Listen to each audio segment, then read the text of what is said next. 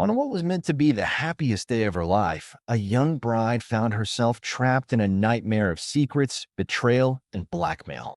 At a lavish wedding filled with music and celebration, one man's dark obsession would shatter everything, and by dawn, a shocking murder would leave a family in ruins. Tonight, we uncover how a single lie spiraled into tragedy in a story where love, power, and desperation collide with deadly consequences. This is true crime's altar, where every sin is punished, every betrayal has a cost, and every soul must answer to the truth. Like, comment, and subscribe, because these are the stories the guilty prayed would stay buried. The Caldwell estate glimmered like a crown jewel atop the hills of Crestwood, every chandelier blazing, every lantern in the garden glowing, as if the mansion itself refused to be outshone by the stars. Sleek black sedans and polished limousines filled the winding drive, and the ivory runner laid from the grand doors to the wedding pavilion already bore the creases of countless elegant shoes. In the gardens, violinists tuned their strings, servers steadied silver trays of champagne, and florists adjusted delicate blossoms with nervous precision. From the tall window of his private study, Gerald Caldwell observed it all. Broad-shouldered, with silver threaded through his hair and a gaze that seemed to weigh and measure everything before him, he tugged at the cuff of his tailored shirt and checked his watch once more. To Crestwood, he was more than a wealthy industrialist. He was legend, a man whose empire stretched into politics and finance alike, his name spoken with equal measures of envy and respect. The door opened a fraction, and Camille, his wife, appeared on the threshold. At 54, her grace was still formidable, her champagne-colored gown molded perfectly to her figure. "Gerald, the guests are arriving. You should be downstairs to welcome them," she said in the tone of one who expected obedience. "I'll be right along," he answered smoothly, lifting a heavy crystal tumbler to his lips. The amber liquid burned down his throat, his third pour since morning, but what did numbers matter on such a day? In the main hall, Nathan Caldwell, their son, adjusted his bow tie in front of the towering mirror. At 31, his resemblance to Gerald was undeniable, save for the softer kindness in his eyes. Years in the force had given him a soldier's posture, every line of his body disciplined and precise. "You look sharp, brother," his best man Andre said warmly, pressing a glass of champagne into his hand.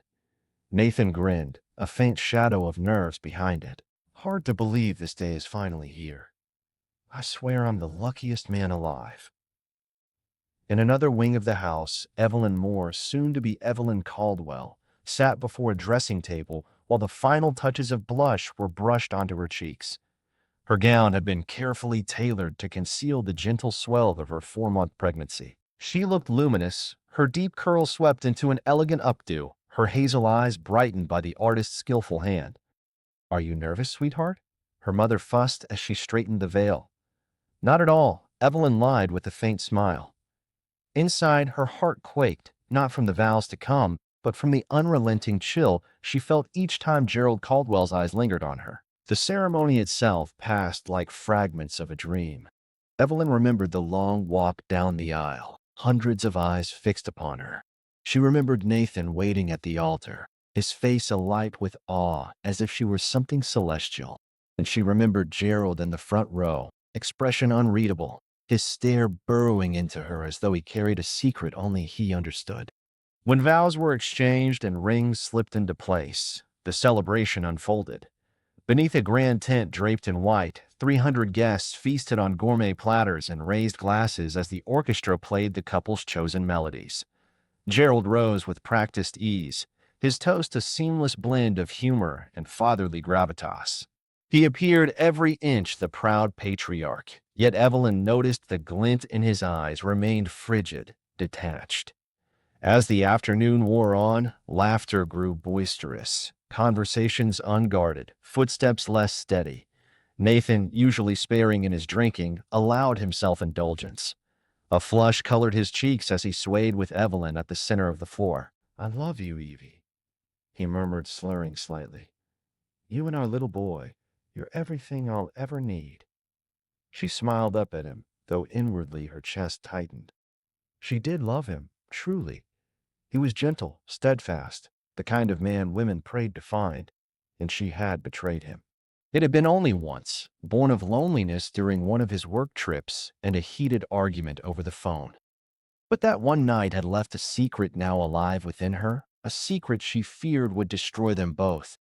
"I just need some air," she whispered when their dance ended, slipping away toward the mansion's library. There, among leather-bound volumes and the hushed scent of old paper, she tried to steady her breath. "Hiding from the crowd, bride?" The voice froze her blood. Gerald Caldwell closed the door behind him and advanced, the sharp cologne of wealth and whiskey clinging to him. Evelyn instinctively took a step back. "Just needed a moment to myself," she managed. Gerald's smile was faint, predatory. "Of course. Pregnancy can be tiring, especially when the child isn't your husband's." Her knees weakened. "I don't know what you mean." "Come now," he said smoothly. "I've seen the medical records. Nathan was away when this child was conceived. Unless you're about to preach to me about immaculate miracles, we both know the truth." Her stomach churned. "You had no right to look at my records." "That's illegal?" His smirk deepened. "I have eyes everywhere. I wanted to be certain my grandson was healthy, and instead I stumbled onto something far more delicate." He stepped closer, lowering his voice. "The question is, what do we do about it?" Her throat was dry. "What do you want from me?" "You're a beautiful woman, Evelyn. Nathan inherited my appreciation for fine things. One night, give me that, and your secret is safe." She recoiled, whispering through clenched teeth, "You're vile. I will never. Then I'll tell Nathan tonight."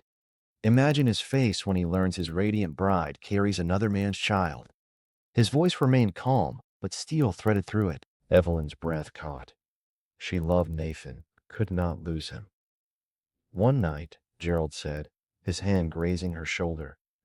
15 minutes for me, or a lifetime of misery for you." Her body stiffened in despair. "Not tonight. Not here. No." His smirk returned. "Then at 2 in the morning, in my chambers. You know the way. And Evelyn, no tricks.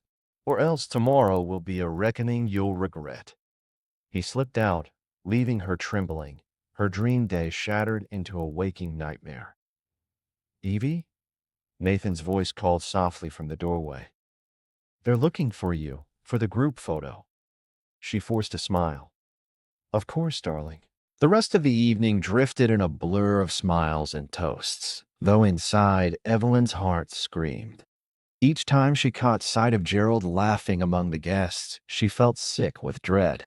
By nightfall, the revelry had worn heavy on most of the guests. Some slumped in chairs beside the pool, others lay half asleep at tables, still clinging to champagne flutes. A handful swayed clumsily on the dance floor, their laughter thick with drink. Camille, wearied by the long day and dulled by more than a few glasses of wine, finally pressed a hand to her temple. "This headache is unbearable," she murmured. "I'm going upstairs with a pill and some silence." Gerald kissed her hand, murmuring, "Rest well, my dear," and watched her ascend the staircase with a cool glance.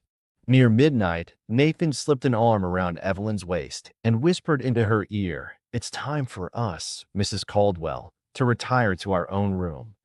The honeymoon suite prepared for them glowed with soft candlelight. Rose petals spilled across the sheets and a bottle of champagne chilled in a bucket nearby. To Nathan, it was a sanctuary of romance. To Evelyn, it was a chamber of dread. He kissed her clumsily, his body heavy with exhaustion and liquor. "Forgive me," he slurred with a sheepish smile. "I may have had too much." She helped ease him out of his jacket. "It's all right," she soothed. "We have a lifetime ahead of us." He collapsed onto the bed, boots still on, and drifted into a heavy sleep. Evelyn watched him in silence, torn between confession and fear. Could she tell him the truth now? No. His heart would never survive it. She lowered into a chair beside the bed and let the minutes pile into hours, each tick of the clock pushing her closer to the meeting she dreaded most. The mansion quieted.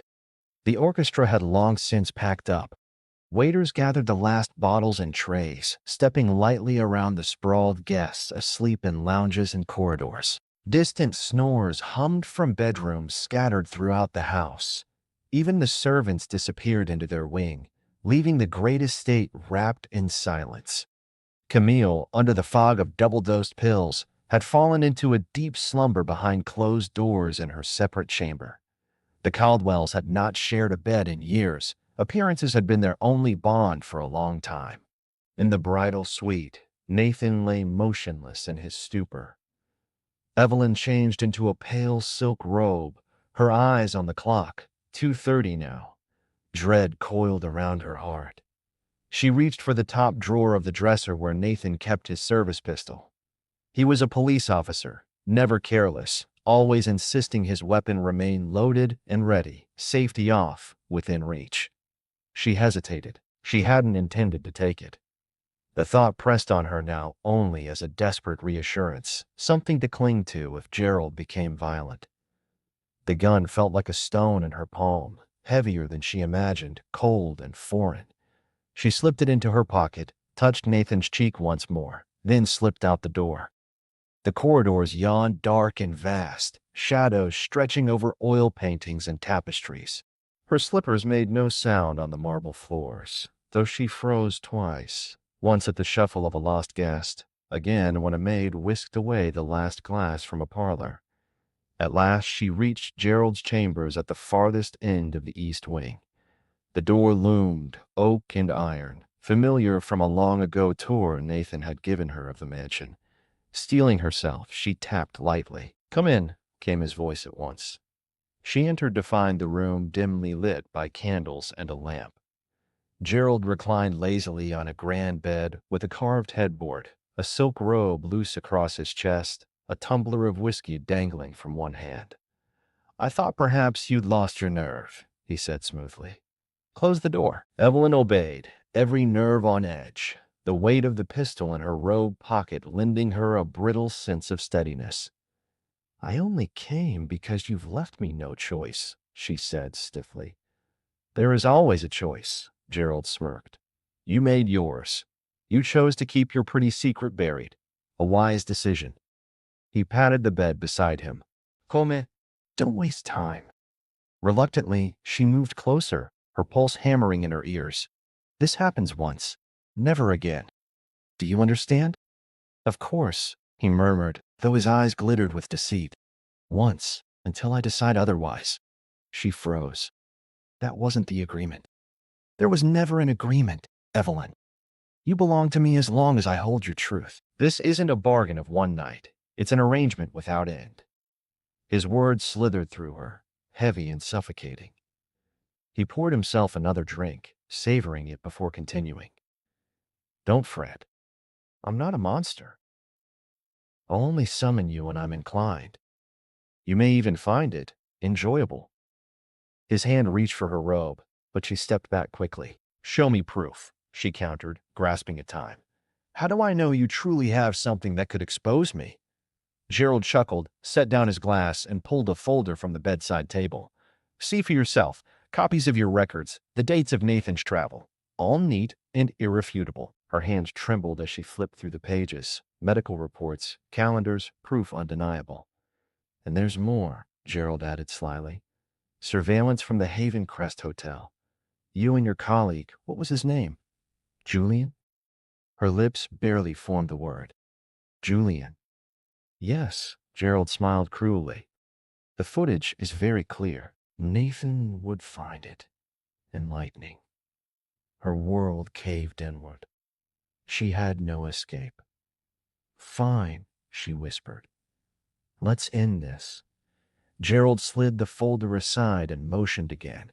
Evelyn forced her body to obey, shutting down her mind as his hands moved over her. If you're enjoying this video, kindly do us a favor and subscribe to our channel. Share and like this video. It's free and won't cost anything, but it helps and encourages us to grow and do more. Thank you for your kindness, and back to the video. The next half hour crawled like a nightmare she could not wake from. When at last it ended, Gerald collapsed back with a satisfied sigh, pouring yet another drink. "See? Not so dreadful," he said smugly. "It will be even better next time." "There won't be a next time," she said in a voice gone flat. "We'll see." He sipped, his eyelids drooping, whiskey and exhaustion weighing him down. "Run along now. Your dear husband probably hasn't noticed you're gone." Evelyn rose, gathering her robe. Her eyes landed on the folder on the nightstand. Her hand brushed the outline of the pistol in her pocket. Gerald's voice rasped from the bed, already fading into sleep. "Don't bother. Those aren't the only copies. In the video, it's secured. Insurance, my dear. If anything ever happens to me, the truth still finds daylight. So be wise, be obedient, and you'll survive this." Something in her broke. She saw it all at once, the endless cycle of blackmail, the ruin of her marriage, the threat to her unborn child. The weight of the gun no longer seemed unbearable. It felt inevitable. "I understand," she whispered, stepping closer. His eyes flickered open, groggy, half-lidded. "That's a good girl." Evelyn's hand slipped into her pocket. Within the hour, the Caldwell mansion swarmed with flashing patrol cars, uniformed officers, and the county coroner's van parked beneath the towering oaks. Detectives moved briskly through the grand entry, their voices clipped, their shoes echoing on marble. At the center of it all stood Detective Harris Monroe, tall, broad-shouldered, streaks of gray framing his temples, his eyes sharp yet tired from years of unraveling tragedies like this one. He clasped Nathan's hand firmly. "I'm sorry, Nathan, especially on a day like this." Nathan swallowed, jaw tight. "Just find out who did it, Harris. Please." Monroe nodded and turned toward the body. Gerald Caldwell had been shot once in the chest, point blank. No forced entry, no struggle. A pillow with a burn mark and a hole was found near the bed. "Homemade silencer," one of the crime techs noted. "Clever. In a house this size, walls this thick, with everyone passed out drunk, nobody would hear a thing." Monroe scanned the room, frowning. On the nightstand sat an unfinished glass of whiskey and a folder brimming with documents. He flipped it open and scanned the pages with growing suspicion, his brow furrowing. Meanwhile, officers herded guests and staff into the cavernous living room. Some were pale with shock, others still sluggish with hangovers. Names and contact information were taken one by one. Nathan sat beside Camille, holding her trembling hand. Evelyn hovered close, offering tea none of them touched.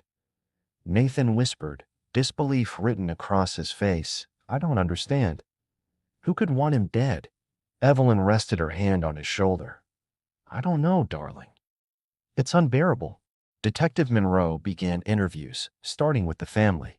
Camille, still groggy from her sleeping pills, had little to offer. She had taken her medicine and remembered nothing until Maria's scream. Nathan admitted he had been drunk, his memory blurred. "Where do you keep your service weapon?" Monroe asked casually. Nathan stiffened. "Top drawer of my dresser." "Why?" "Standard procedure. I'll need to see it." Nathan led Monroe back to the bridal suite, unease clear in his eyes. Monroe used gloves to lift the pistol from the drawer and handed it to a crime scene tech. "Check it," he ordered. Nathan bristled. "You can't think I'm gathering facts, Nathan. That's my job." 2 hours later, the report came back. The bullet pulled from Gerald's chest had been fired from Nathan's gun. Monroe returned to him at once. "Nathan, we need to talk." In Gerald's office, heavy with the scent of old books and whiskey, Monroe delivered it bluntly. "Ballistics confirmed. The shot came from your weapon." Nathan went pale. "That's impossible. I would never, I know. But the fact remains. Who else had access?" "I don't know," Nathan said, raking a hand through his hair. "I was out cold. Anyone could have come in. The door wasn't locked. Evelyn was with me all night." He straightened suddenly. "She never left my side." "You're certain?" Monroe asked quietly. "Absolutely." His eyes hardened. Don't you dare suggest my wife. I'm suggesting nothing, Monroe interrupted calmly. I'm asking questions. From there, Monroe sought Evelyn in the conservatory. She sat curled in a chair, arms around herself, her face composed but her hands trembling faintly. Mrs. Caldwell, I need a word. She nodded. Of course. Tell me about last night, Monroe began. What time did you retire? Around midnight. Nathan was very drunk. He fell asleep almost at once. And you? It took me a while to unwind, but I never left our room. You're certain no one saw you elsewhere after midnight? Absolutely, she replied evenly. I was with my husband all night. Monroe studied her face, then asked, Did you ever have any disagreements with Gerald? For the briefest moment, she faltered. No. He was always kind to me. And the baby? He was pleased to be a grandfather? Yes. He was happy for us. She swallowed.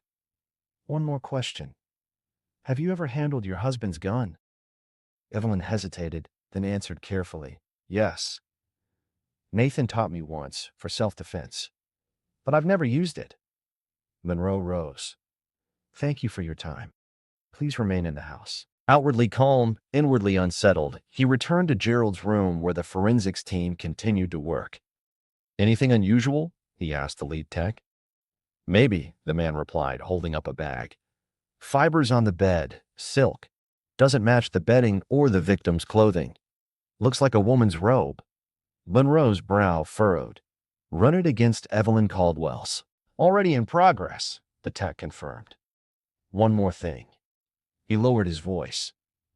We found a surveillance tape in the nightstand.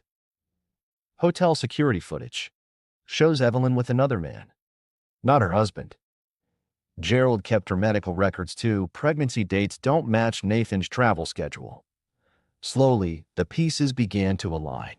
Monroe returned to the conservatory where Evelyn still sat, her composure thinner now, her eyes darting as though she could feel the walls closing in. He placed the folder of documents and the security tape on the table before her. Mrs. Caldwell, do you recognize these? Her face drained of color. No, she whispered.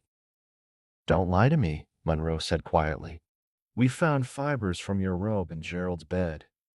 We found this tape from the Haven Crest Hotel. Gerald was blackmailing you, wasn't he? Threatening to expose your affair and the truth about your child. Evelyn pressed her hands over her face, her shoulders shaking. You don't understand. Then explain it to me, Monroe urged gently. Her words spilled out in broken waves. She told him about the argument with Nathan months earlier, her loneliness, and the single night of weakness with Julian. She confessed how Gerald had confronted her with the records, how he threatened to tell Nathan if she didn't submit, how she had gone to his chambers hoping it would end with one night. But when Gerald made it clear he would never stop, that he would own her forever, she had snapped. I didn't go there to kill him, she sobbed. I took Nathan's gun only to protect myself. But when he laughed, when he said it would never end, I couldn't let him ruin everything. I had to protect my baby, my marriage. I had no choice. Monroe studied her for a long moment, then said softly, You realize I have to arrest you. Evelyn wiped her eyes, nodding. I understand. But please, let me tell Nathan myself. He deserves to hear the truth from me. Monroe hesitated, then inclined his head. All right, but I'll be nearby. They found Nathan in Gerald's study, poring over scattered papers in a daze. He looked up at once, frowning at his wife's tear-streaked face, then at the detective's grave expression. What is it? Evelyn's voice trembled. Nathan, there's something I need to tell you. Monroe stepped back, watching silently as Evelyn unraveled the truth. She told Nathan everything, the affair, the child, the blackmail, the nightmare of the previous night, and finally, the shot that ended it. With each word, Nathan's face hardened, the pain etching deeper until it became something cold, unrecognizable. When she finished, silence stretched heavy between them. At last, Nathan spoke, his voice low and raw. You killed my father, and the baby you carry isn't mine. I'm so sorry, Evelyn whispered, reaching toward him. I love you, Nathan. Everything I did. Don't you dare say you love me. His voice thundered, fist clenched. You've lied to me from the beginning. You've destroyed everything. Monroe stepped forward. Nathan, you need to calm down. But Nathan shook his head, his eyes burning. I trusted you, he spat. He turned away, unable to bear her gaze. Monroe's voice cut through the tension, steady and official. Evelyn Caldwell, you are under arrest for the murder of Gerald Caldwell. He recited her rights as he drew the handcuffs, Evelyn's tear-filled eyes fixed on Nathan until he turned his face away. In the days that followed, the Caldwell murder eclipsed every other headline in Crestwood. Newspapers blared phrases like wedding day tragedy and pregnant bride confesses to killing father-in-law. Television pundits debated endlessly, spinning the tale of betrayal, power, and bloodshed. Evelyn sat in a county jail cell, her belly already showing, her future shackled by choices she could never undo. Her lawyers argued coercion and psychological torment, but the evidence, her own confession, the fibers, the weapon, was inescapable. Nathan filed for divorce within a week, cutting all ties, refusing even her letters. Grief and fury drove him into seclusion, drowning his nights in liquor and his days in silence. Camille, stripped of her husband and humiliated by scandal, sold the mansion she had once ruled like a queen. She vanished to another state, chasing anonymity in a place where whispers of betrayal could not follow. Detective Monroe, having closed the case, often found his thoughts returning to it. One man's hunger for control had set the whole tragedy in motion, poisoning his family even from beyond the grave. In court, the gavel fell heavily as the judge asked, "Do you plead guilty to the murder of Gerald Caldwell?" Evelyn, standing in her maternity dress, lifted her chin, eyes glistening. She glanced once at Nathan, who sat rigid in the front row, his face gaunt, his eyes refusing to meet hers. "Yes, Your Honor," she whispered. "I plead guilty." A hush swept through the courtroom, and in that silence it was clear there were no victors here, only victims of arrogance, weakness, and a chain of choices made in shadows. Gerald had lost his life, but Nathan had lost his family, Camille her dignity, and Evelyn her freedom. A single night of secrets had destroyed them all, and the echo of that muffled gunshot would haunt what remained of their lives forever. If you found this story as chilling and heartbreaking as we did, make sure to like this video, subscribe to True Crimes Alter, and turn on notifications so you never miss the next story we uncover.